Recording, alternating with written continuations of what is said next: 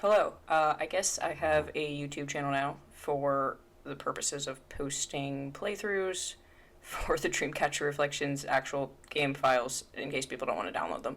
So, I thought maybe I could use that to post some art process stuff too. No one asked for it. I just thought maybe people would like it.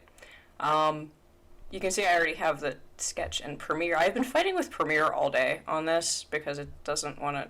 It's just not having it with this file. And it won't play. So obviously I already had a sketch here ready to go. I am using Clip Studio Paint to do my line art and most of the coloring. I use that program for most things these days. I still do a lot of painting, and you'll see me move this into Photoshop later for like some effect layers and stuff, but most of this is in Clip Studio because it's just a better line quality, I think, than I can get from Photoshop. Which is exactly what I'm looking for here, since I'm kind of going for a pretty simplistic anime kind of style with these, because I don't have time for fully rendered painted images for this thing that I'm trying to put out every couple of months.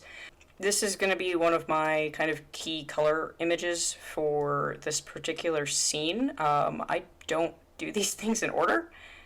This is gonna basically set the tone for the rest of this particular scene in the chapter, and I'm gonna pull all of the kind of color adjustment layers and reuse them in other art panels. The name of the game with this stuff is kind of speed, and which is really what it was with webcomics too. For anybody who doesn't know, Dreamcatcher started out as a webcomic that I did for 13 years, and then I quit because I didn't like it.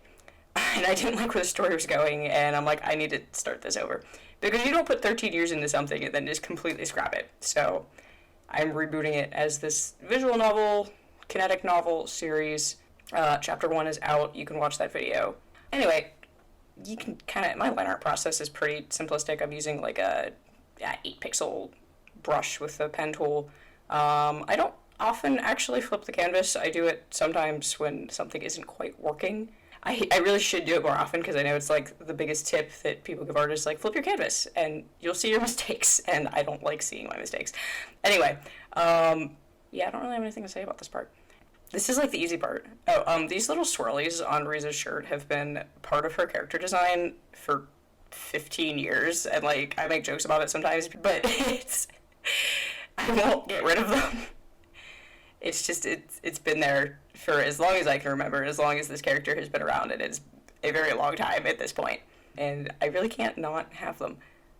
I use a lot of layers when I do line art, just because I like to be able to go back and erase things without erasing the line.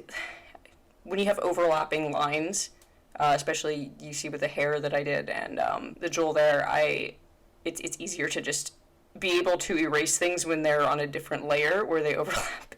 So I use a whole bunch of different layers and then just merge them at the end, which is getting to be about that point. Yeah, so I just merged all the layers there. Then I drop in some kind of background color. I knew this was going to be like a forest scene, so I just dropped in some green. And I'm pulling up just a sprite image, one of the talk sprites, just to pull the flat colors from, because it's easier than color picking them myself when I can just pull them from another image.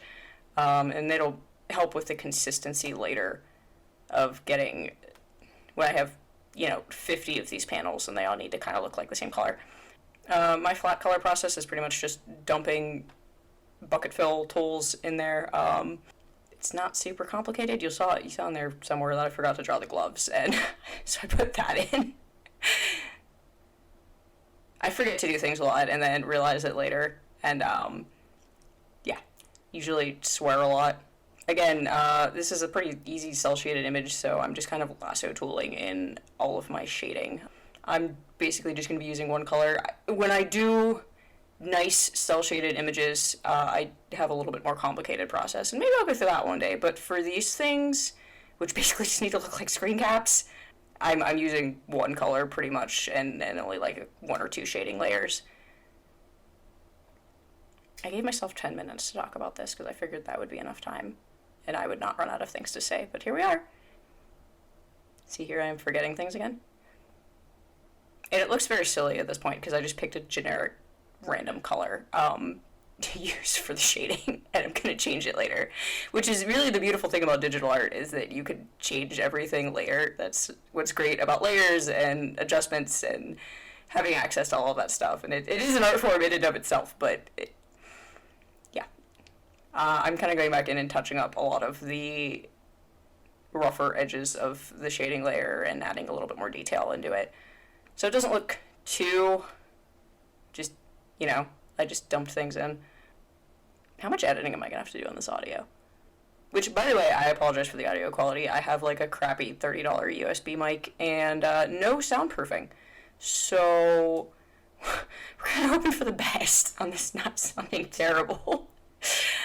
Not to mention I have to listen to myself talk, which is awful. I did make a separate shading layer for the hair here because the way hair overlaps with the rest of the face, it's just easier to put it on a different layer and group it with the flat color layer, which is a much simpler version of what I do for most of my kind of digital cel-shaded art. Is I do a lot of layer grouping. And I threw some highlights in here too, which I also don't always do for these images. And see, this is where things are going to start to get weird, because I'm going to start tweaking all the colors and adding gradients. And I use gradients a ton just for color adjustment.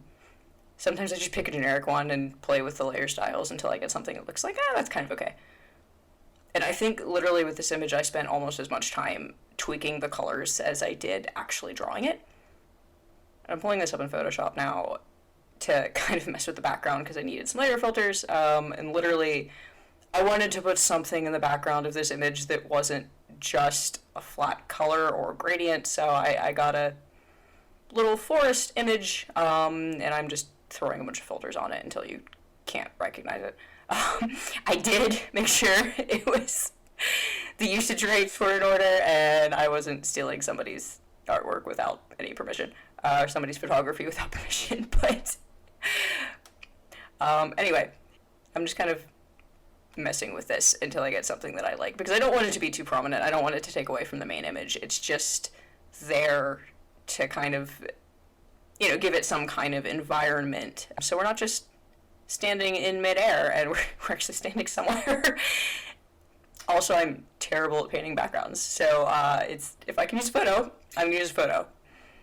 Again, it's a speed thing. I'm not here to make really pretty backgrounds most of the time. I'm very character focused in my art, so I just needed to throw something back there. Literally the rest of this is just tweaking colors.